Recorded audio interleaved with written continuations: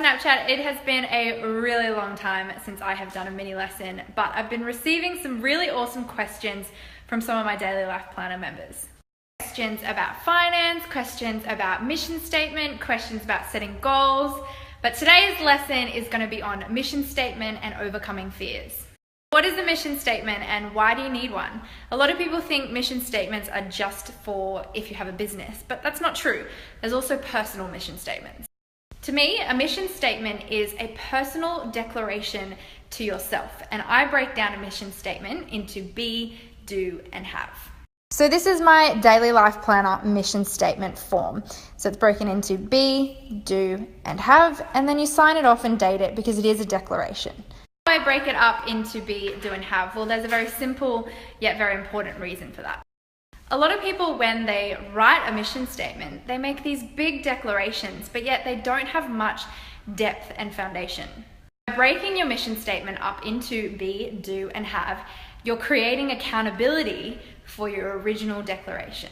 For example, you could have a mission statement that said, I want to be a world leader in the health and wellness industry.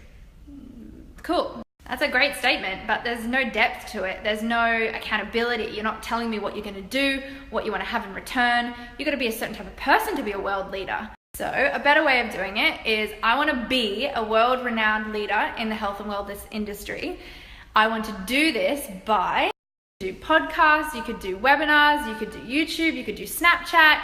You've got to have a do. You've got to have actions for what you want to be. Finally, have. What do you want to have from being a world-renowned leader? You could want to have 1 million followers. You could want to have a small-knit community. Most of the time, people's haves is a financial goal. So they want their do to be a product or a service, and then your have is how you're being handsomely rewarded for that. So can you see now, by breaking up your mission statement into be, do, and have, you're creating accountability. It's not just some lifeless statement.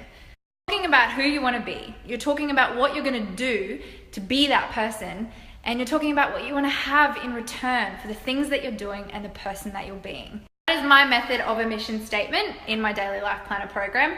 Now I want to talk about fear and overcoming fear, and this comes from one of my Daily Life Planner members.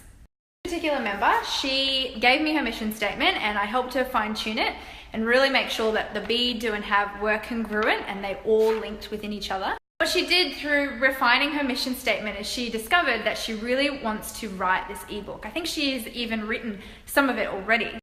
But she has these inner thoughts and these inner fears about what if nobody reads it? What if people read it and they think I'm a fraud? What if people think I'm stupid?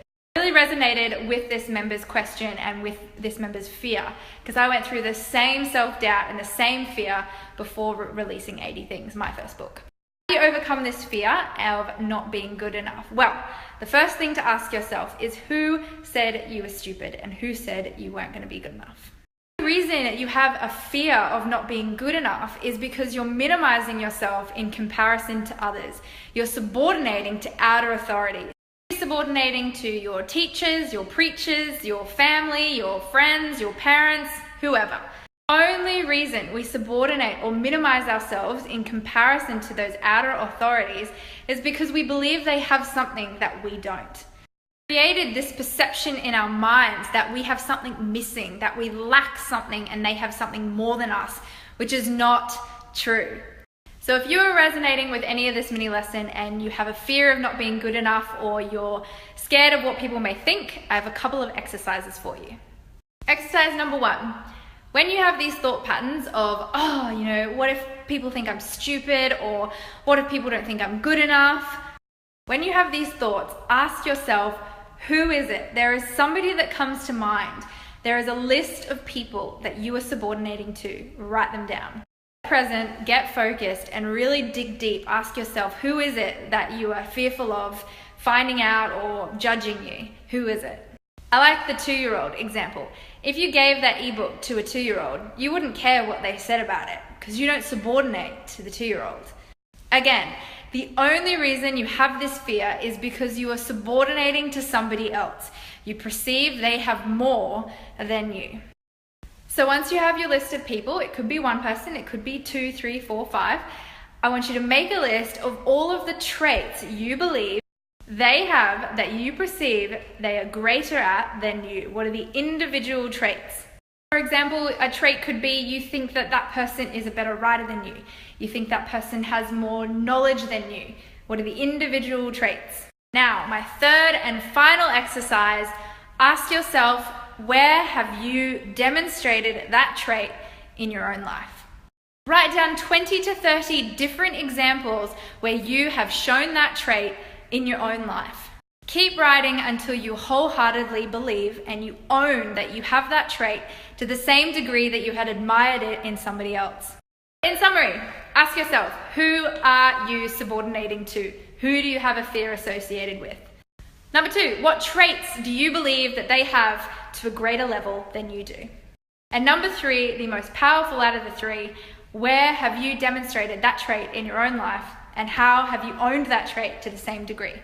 I gave this exercise to my Daily Life Planner member, and as I said to her, nothing is missing in you.